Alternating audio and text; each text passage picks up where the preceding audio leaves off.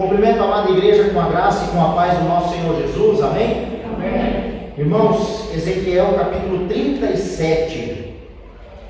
Ezequiel capítulo 37, do versículo 1 até o versículo 3. A visão de um vale de ossos secos. Ezequiel 37, do 1 ao 3, diz assim a palavra do Senhor: Veio sobre mim a mão do Senhor, e o Senhor me levou em espírito, e me pôs no meio de um vale que estava cheio de ossos, e me fez andar ao redor deles, e eis que eram muito numerosos sobre a face do vale, e estavam sequíssimos. E me disse: Filho do homem, poderão viver estes ossos? E eu disse: Senhor Jeová, tu o sabes. Até aqui. Pai querido e amado, estamos diante da tua palavra, palavra que é inerrante, palavra que é eficaz, palavra que é eterna, e pedimos agora o auxílio do teu Espírito Santo, para que possamos entender a tua palavra. Traz luz ao nosso entendimento.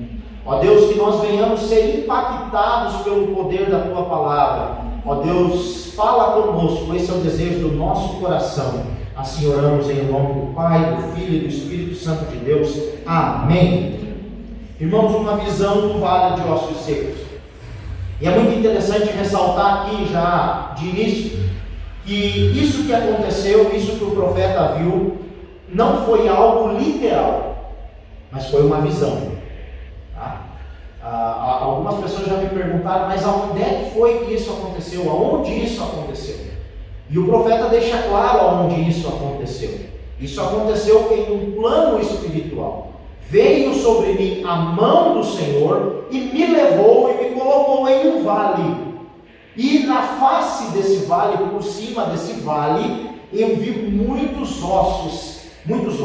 E depois ele afirma, ele constata, depois de ele caminhar, eu acredito, por meio dos ossos e ao redor do vale, ele constata que não eram ossos recém-cortados, ou ossos recém-quebrados, mas que eram ossos sequíssimos, sem fluido nenhum, sem líquido nenhum, sem sequer uma gotícula de sangue, nada tinha naqueles ossos, eram ossos sequíssimos.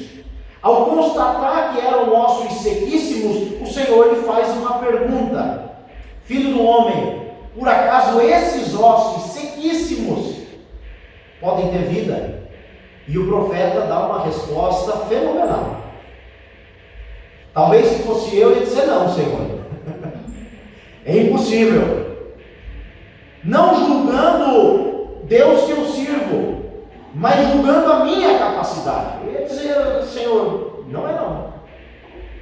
Mas o profeta, ele não disse nem sim nem não. Eu imagino ele olhando para Deus e respondendo: Senhor, tu sabes. O Senhor tem a resposta. O que o Senhor quer fazer com esses ossos secos? O Senhor sabe. Senhor Jeová, tu o sabes. Para nós entendermos essa visão, a gente precisa entender o que estava acontecendo. Já ficou claro que foi uma visão. Mas uma visão, irmãos, por quê? Porque o povo de Israel estava escravizado. O povo de Israel estava vivendo como escravo na Babilônia. Deus tinha avisado aquele povo muitas vezes. E eles todas as vezes negligenciavam a palavra de Deus dita através dos seus profetas. Deus levantava um homem e uma mulher de Deus para profetizar, para trazer a nação ao arrependimento. Deus levantava reis para trazer a nação ao arrependimento. Mas aquela nação, volta e meia, elas começavam a cair nas antigas práticas. Nas práticas de idolatria e de corrupção. Eles não estavam mais dando ouvidos, eles estavam negligenciando a palavra de Deus dita pelos profetas.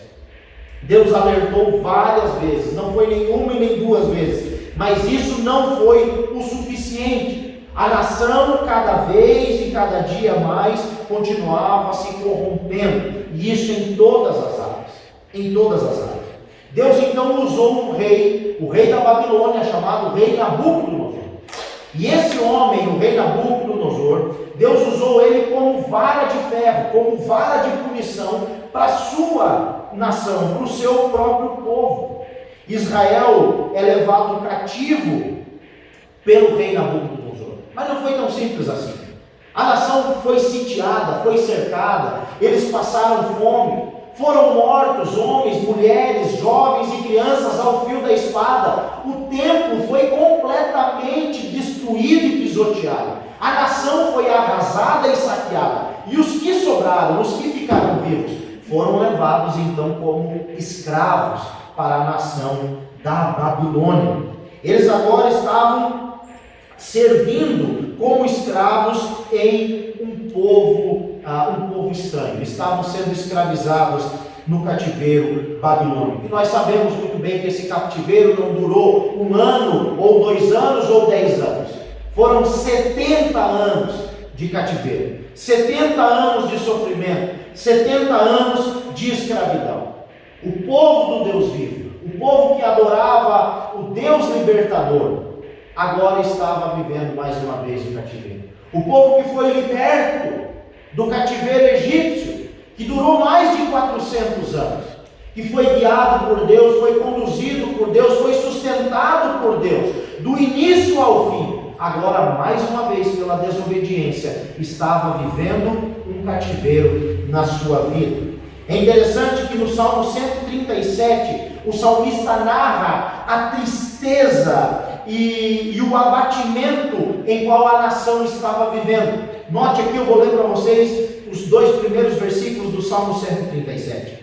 Junto aos rios da Babilônia, ali nos assentamos e choramos, quando nos lembramos de Sião. Sobre os salgueiros que há no meio dela, penduramos as nossas harpas. Se você continuar lendo o Salmo, você vai ver que o povo da Babilônia chega para os judeus, para o povo de Israel, e diz assim: cantem-nos uma música, cantem-nos um hino. E eles dizem: como nós vamos conseguir cantar se estamos longe da nossa pátria, se estamos longe da nossa terra? Irmãos, infelizmente, muitas vezes só nos damos conta do que perdemos, ou só nos damos conta que perdemos algo precioso quando estamos chorando sentados às margens dos rios da vida. Nós só nos damos conta de que nós estávamos em uma mina de tesouro, que nós estávamos sentados sobre uma mina de ouro, quando nós estamos sentados às margens do rio, chorando a falta do nosso Deus, chorando a nossa desobediência, o afastamento do nosso Deus. Infelizmente, irmãos, infelizmente o ser humano é assim. Muitas vezes ele precisa de um cativeiro, ele precisa de uma amargura, ele precisa perder para aprender a dar valor. E aquela nação foi avisada, aquele povo foi alertado, não por 1 e nem por 2, mas por vários homens e mulheres de Deus. Mas mesmo assim, eles decidiram não dar ouvidos, mesmo assim eles endureciam o seu coração, até que a punição veio. E a punição foi dolorosa. A punição para o crime deles foi 70 anos de cadeia, 70 anos de prisão, servindo outra nação. A desobediência do povo de Israel lhes trouxe a viver essa realidade.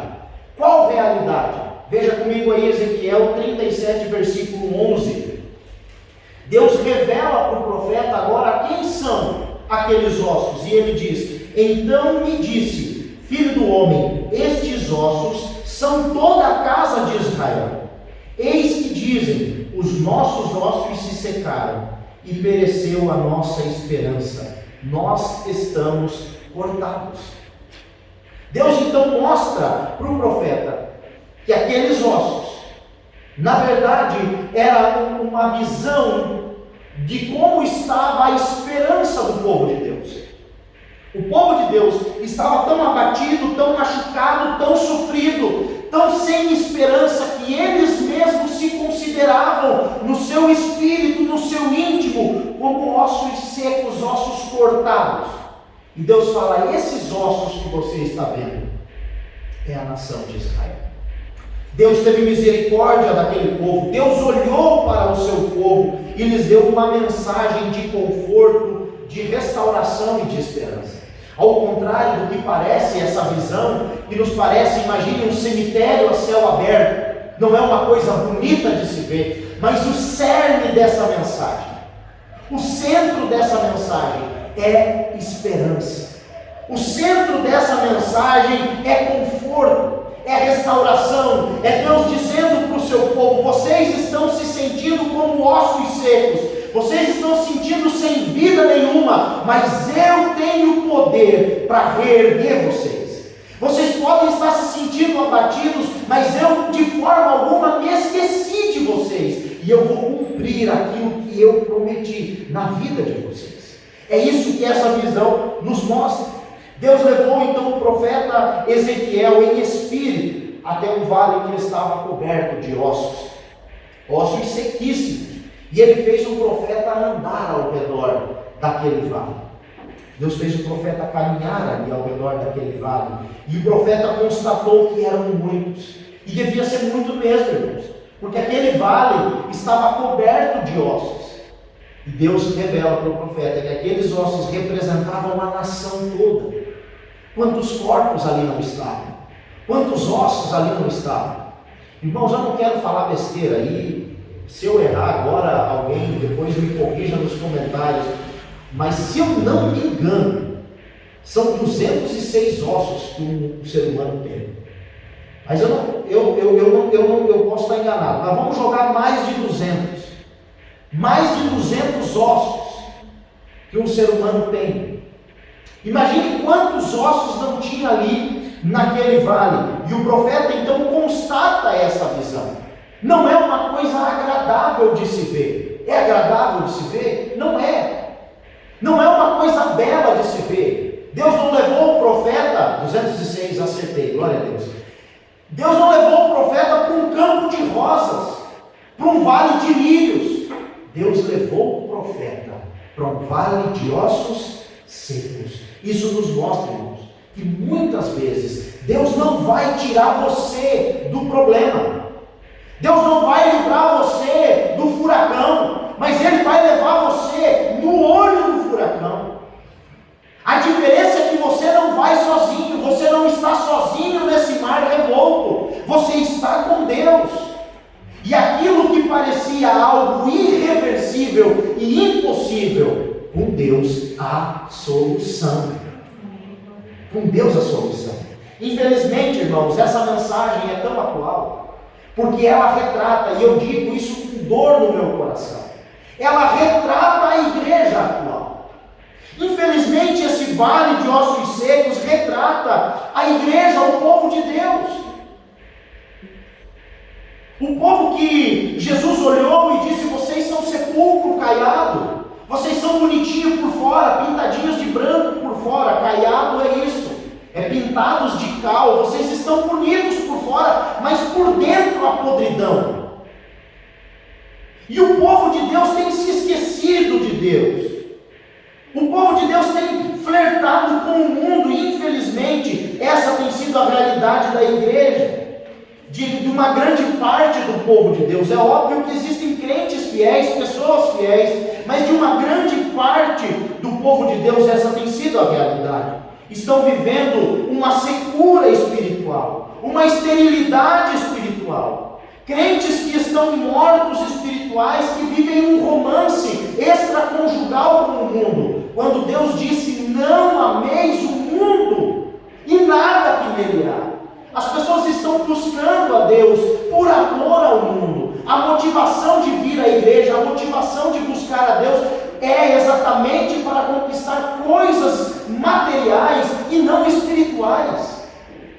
Nós vivemos uma geração onde os crentes estão adorando flertar com o mundo, sabe? Botando um pezinho, depois a mãozinha. Vivem de segunda a sábado no mundo. No domingo não. No domingo eu vou para a igreja.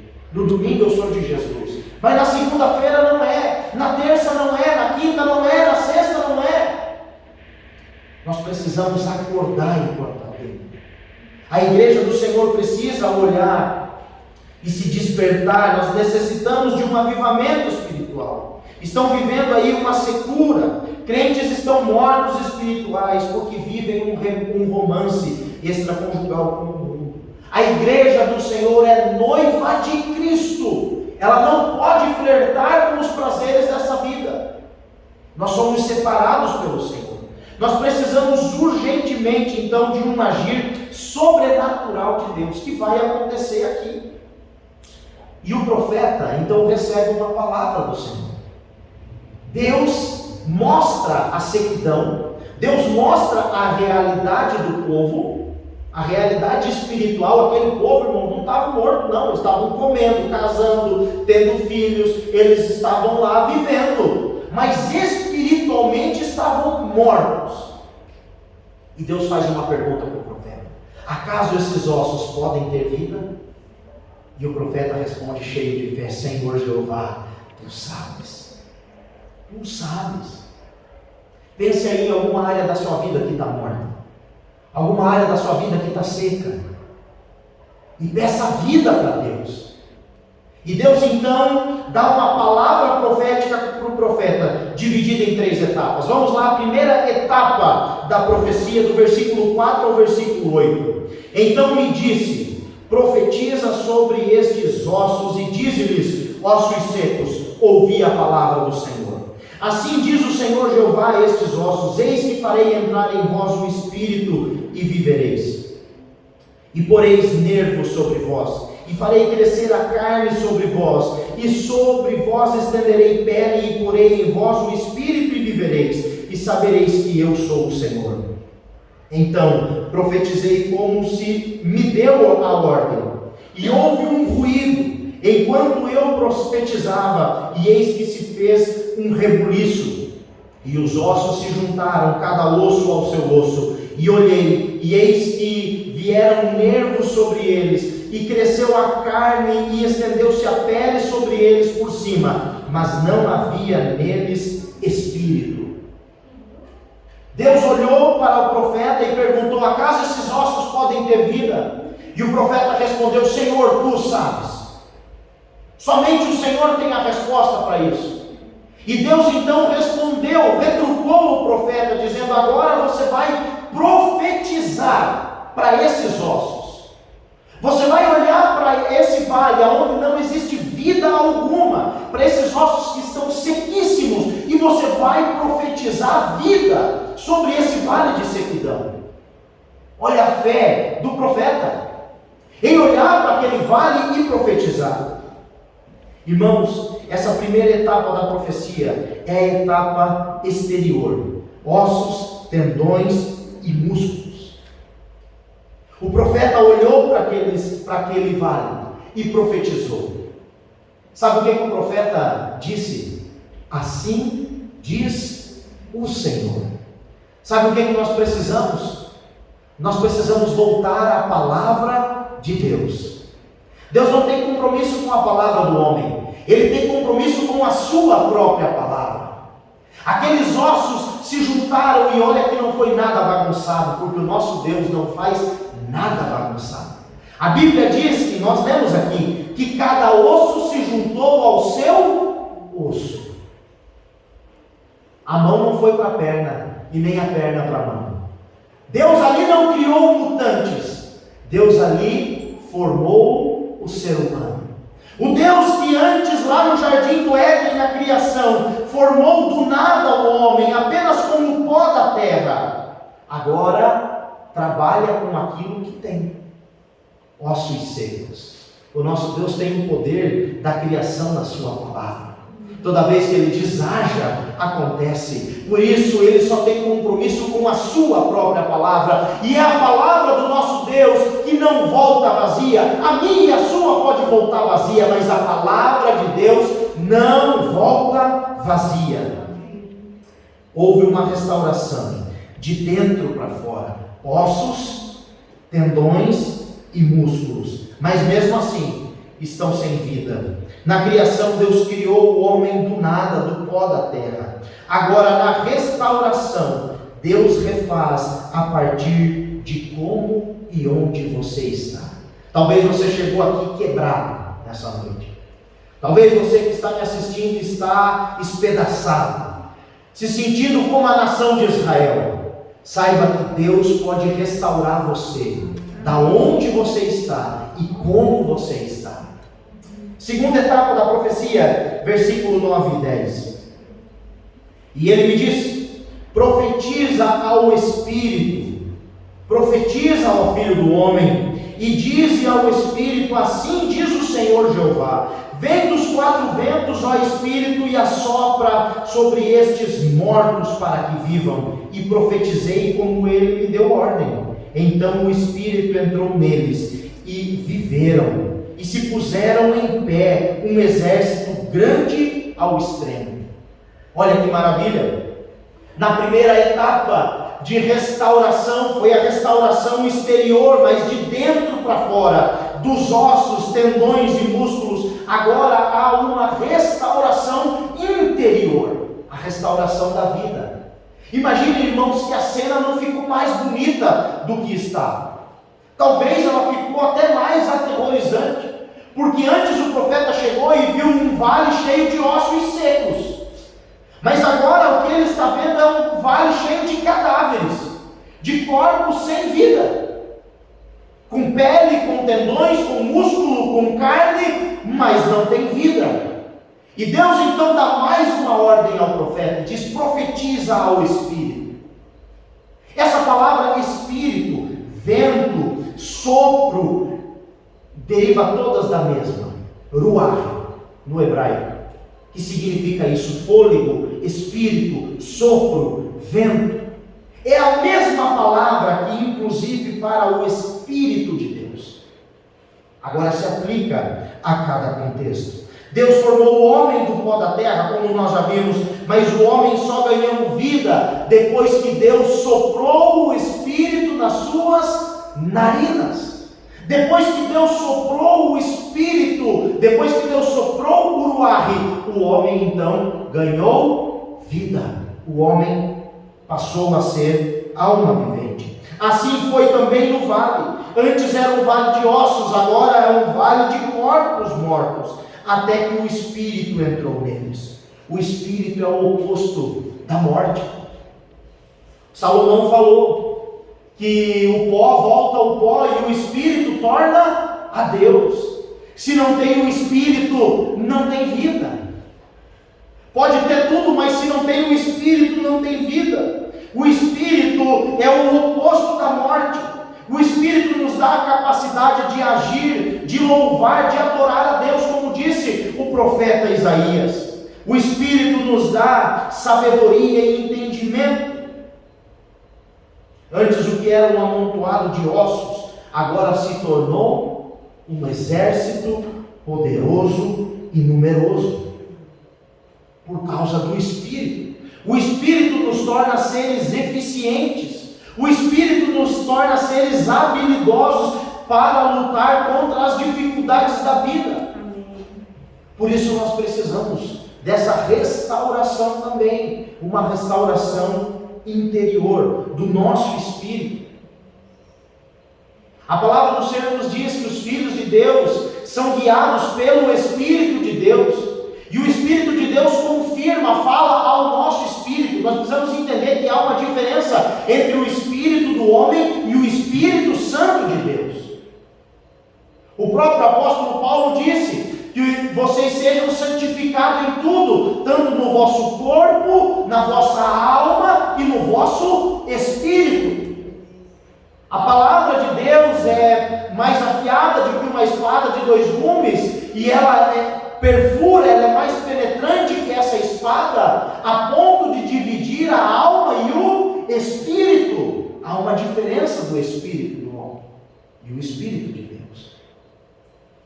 O espírito do homem é aquele campo seguro aonde Deus pode nos ministrar, aonde o que é sagrado pode ter um contato conosco, porque nós vivemos em pecado, e a Bíblia fala e nos garante que é os nossos pecados que nos afastam de Deus.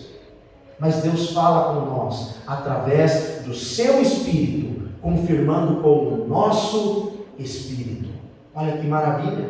A terceira e última etapa, versículo 12 ao 14. Portanto, profetiza e diz-lhes: assim diz o Senhor Jeová: eis que eu abrirei as vossas sepulturas, e vos farei sair das vossas sepulturas, ó povo meu, e vos trarei a terra de Israel, e sabereis que eu sou o Senhor, quando eu abrir as vossas sepulturas, e vos fizer sair das vossas sepulturas, ó povo meu, e porei em vós o meu espírito, e vivereis. E vos porei na vossa terra, e sabereis que eu, o Senhor, disse isso, e o fiz, diz o Senhor. A terceira e última etapa da profecia de Ezequiel é a restauração espiritual. A primeira etapa é a restauração exterior, porém de dentro para fora. A segunda etapa é a restauração interior do nosso espírito. E a terceira etapa é a etapa espiritual. Agora nós recebemos de Deus o seu Santo Espírito. Deus não habita em templos feitos por mãos humanas. Não sabem vós que o corpo de vocês é o quê? É templo do Espírito Santo. Para receber o Espírito Santo, nós precisamos ser restaurados pelo Senhor. Nós precisamos ser restaurados pelo Senhor. Deus nos deu vida estando nós mortos em nossos delitos e pecados. Todo aquele que é filho de Deus tem o Espírito Santo de Deus na sua vida. Ele foi selado com o Espírito Santo. E Deus nos dá uma garantia dizendo que o Espírito é o penhor das nossas vidas. Deus prometeu dar o seu próprio Espírito ao seu povo. Está aqui, versículo 14. E porei em vós o meu Espírito. Jesus Cristo disse que o Pai enviaria outro Consolador, o Espírito da verdade, que o mundo não pode conhecer. Jesus falou para os seus discípulos: olha, vocês não podem me deter, porque se eu não for, o Pai não vai enviar o Consolador, que é o Espírito Santo da promessa. Há uma promessa de Deus do Antigo Testamento até o Novo Testamento, para que eu e você, povo de Deus, judeus e gentios que formam a igreja do Senhor, venham ter o Espírito Santo habitando em nós. Nós precisamos disso. O Espírito da verdade que convence o homem vivo, do pecado, da justiça e do juízo. Somente o Espírito Santo, irmãos, é capaz de arrancar agora o homem vivo de dentro das suas sepulturas. Note que a visão começa com o profeta caminhando sobre um vale, e em cima da terra, em cima, na face do vale, significa isso, estavam várias caveiras, vários ossos secos. Sim ou não? Mas agora o Senhor vai além. E na última etapa da profecia, lembre-se que primeiro o profeta profetiza para ossos secos. Sim ou não? Com certeza, ossos secos. Na segunda etapa da profecia, o profeta profetiza para cadáveres, defuntos, porque não tinha neles vida. Então na primeira etapa só ossos. Na segunda etapa ele está profetizando para defuntos. Na terceira etapa já veio o Espírito. Aqueles que eram só defuntos se colocaram de pé. São homens habilidosos, um grande e numeroso exército. E aí vem a terceira etapa da profecia. Agora o profeta está profetizando para aqueles que outrora foram ossos, foram defuntos e agora são guerreiros, estão vivos. E qual é a profecia para esses que estão vivos? O profeta diz: Deus vai arrancar vocês das suas sepulturas, porque é isso que o Espírito Santo faz na nossa vida. Talvez você não está tão quebrado na primeira etapa da profecia. Talvez você chegou aqui e também não está como a segunda etapa, sem o Espírito. Mas talvez você está na terceira, vivo, porém como um sepulcro caiado. Há uma sepultura no seu coração. Existem coisas mortas dentro de você. E é isso que o Espírito Santo faz. O Espírito Santo vai aonde ninguém consegue ir. O Espírito Santo toca onde nenhum médico consegue tocar. O Espírito Santo mexe aonde ninguém consegue mexer. O Espírito Santo dá vida a homens que julgam que estão vivos, mas quando experimentam o mover do Espírito Santo, reconhecem e dizem: Senhor, até hoje eu andei morto, mas hoje eu te conheci e experimento a verdadeira vida, e porei em vós o meu Espírito e vivereis. É isso que diz a terceira profecia. É isso que o Espírito Santo faz conosco. Ele nos dá um choque de realidade. Somente o Espírito Santo é capaz de arrancar o homem da sua própria sepultura, ou seja, dos seus desejos mais sombrios, dos poderes mais escuros e secretos e obscuros que ele possa ter no seu íntimo. O Espírito Santo faz isso. O Espírito Santo limpa a casa, arruma a casa, ele entra e faz morada. É o Espírito Santo que nos faz lembrar de tudo que Jesus nos ensinou. Olha aí o que diz o versículo 14: e porei em vós o meu Espírito e vivereis. O que é essa vida, irmãos? O que é essa vida senão a vida eterna? Olha o que Jesus disse em João capítulo 5, versículo 24 e 25: em verdade lhes digo, quem ouve a minha palavra e crê naquele que me enviou tem a vida eterna. Não entra em juízo, mas passou da morte para a vida. Em verdade lhes digo que vem a hora, e já chegou, em que os mortos ouvirão a voz do Filho de Deus, e os que ouvirem viverão. O Espírito Santo clama aos nossos corações. O que o apóstolo Paulo disse: e Ele nos deu vida, estando nós mortos dos nossos delitos e pecados. A voz do Espírito está falando aos nossos corações. Deus está dizendo: eu vou arrancar você de dentro dessa sepultura. A sepultura não é um lugar para você viver. Eu tenho uma nova vida. Você andou em caminhos de morte, mas eu tenho caminhos de vida para você trilhar. O salário do pecado é a morte, mas o dom gratuito de Deus é a vida eterna. Irmãos, nós aprendemos então que existe uma grande necessidade de um avivamento. O povo de Deus, a igreja de Deus, a primeira igreja batista em Alto Paraíso de Goiás, precisa de um avivamento. Amém. Nós necessitamos de um avivamento. Agora, o agente para que esse avivamento aconteça tem que ser o próprio Deus.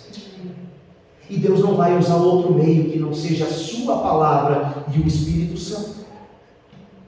Não existem outros instrumentos para tal avivamento que não sejam a palavra de Deus e o Espírito Santo. Irmãos, não adianta nós construirmos um templo grande, não adianta a gente colocar poltrona com almofadas dentro desse templo, não adianta a gente ter telões de LED, o melhor equipamento de som, tudo aquilo que o dinheiro pode comprar, se nós não tivermos duas coisas: a palavra de Deus e o agir do Espírito Santo.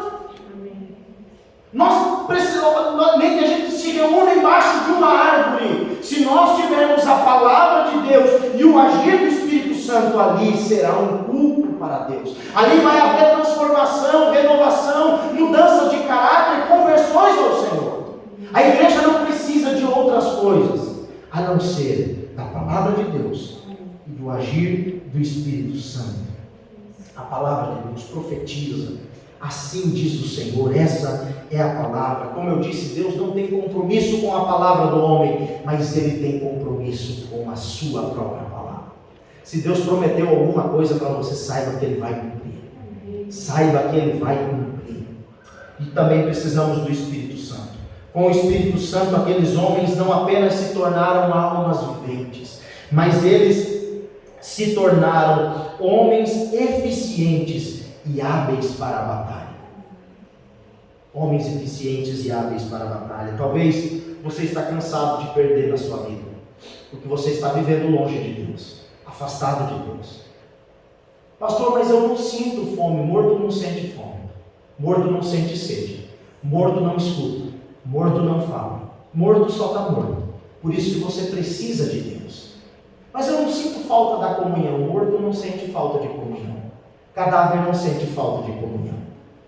Você precisa de Deus, e somente Deus pode restaurar você, somente Deus pode vivificar você, somente Deus pode entrar naquela área da sua vida que está seca e fazer florescer, e fazer brotar, e restaurar.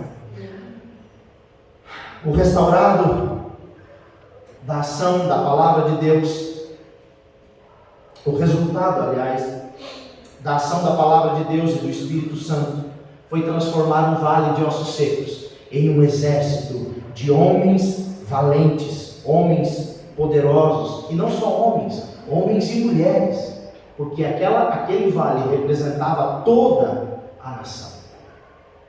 O resultado da ação da palavra e do Espírito Santo transforma qualquer ser humano. Quando a igreja se volta para a palavra de Deus e para o agir do Espírito Santo, Deus se volta para a igreja. Amém? Eu quero orar pela sua vida. Pai querido e bendito, nós te louvamos e te agradecemos. Obrigado, Senhor Jesus, pela tua santíssima palavra que lemos e estudamos. E pedimos que o teu Espírito Santo não deixe essa palavra cair no vazio, mas que ela produza no nosso coração um fruto para a vida eterna. Meu Deus, transforma aquele que está, Senhor Jesus, vivendo em um estágio, ó Pai, de depravação. Transforma, Senhor Jesus, aquele que está abatido. Transforma e restaura aquele que está se sentindo cortado, que está se sentindo seco e fraco. Que o teu Santo Espírito entre na vida dessa pessoa e faça um rebuliço como o Senhor fez naquele vale de ossos secos, colocando as coisas no lugar, cada osso como o seu osso. Que o Senhor arranque-nos de dentro das nossas sepulturas, que o Senhor faça como o Senhor fez com o salmista, nos tire desse charco, desse lamaçal e nos coloque em um novo e vivo caminho, para que nós venhamos adorar ao Senhor em espírito e em verdade, para que, ó Deus, esses que outrora estavam abatidos, possam pôr, Senhor Jesus, as mãos nas armas espirituais e lutar essa guerra espiritual, louvando e adorando ao Senhor. Em o nome de Jesus que eu oro. Amém.